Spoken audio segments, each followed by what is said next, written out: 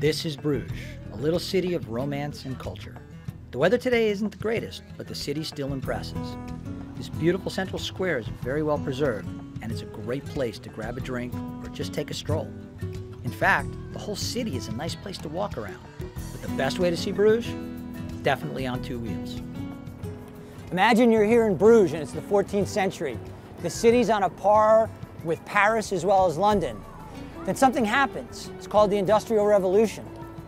It misses Bruges completely, which is both a blessing and a curse.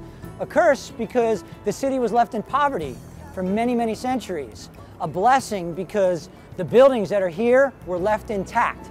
The city itself is preserved, and the entire city is a Unesco World Heritage Site. 3 million visitors come here every single year and interact with the 20,000 inhabitants who make the central city their home. Nobody here misses the Industrial Revolution. The sky today is about as dark as the day gets, and you can still see all of the old great buildings and historic city streets. But architecture and history are only two of the less indulgent reasons to visit Bruges. Canals are one of the city's iconic sites, and there are plenty of ways to enjoy them. I'm going to stick with my wheels today and take in some of the old Bruges streets and imagine I am passing by the workings of another century, at least until my legs give out. So if you don't want to ride a bike, you can actually hop one of those boats. It's a 30-minute tour of the city, and it gives you a very different perspective from the water level up at the buildings that reside along the canals.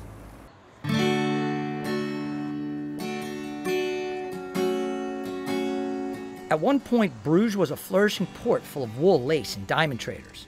Eventually, an estuary full of silt cut Bruges off from the sea, and trade moved to other port cities like Antwerp. Today, the ambiance in Bruges is world-renowned. It is a can't-miss stop on any Flanders itinerary.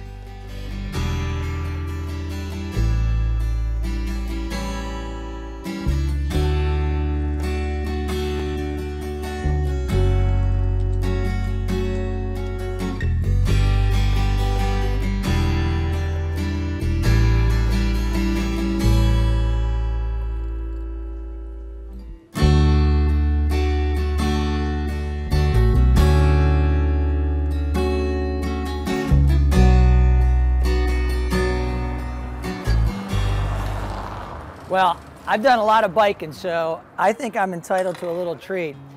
And here in Bruges, that treat's going to be chocolate.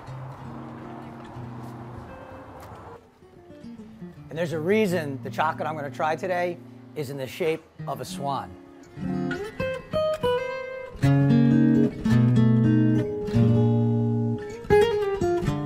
Swans are an international symbol of romance, and they are all over the city. Legend has it that in the late 15th century, an official for the Austrian court who was working in Bruges, an official called Longneck, was executed by the citizens. The Austrian court punished the rebellious citizenry by mandating that swans be kept on the lakes and canals of their city for all eternity.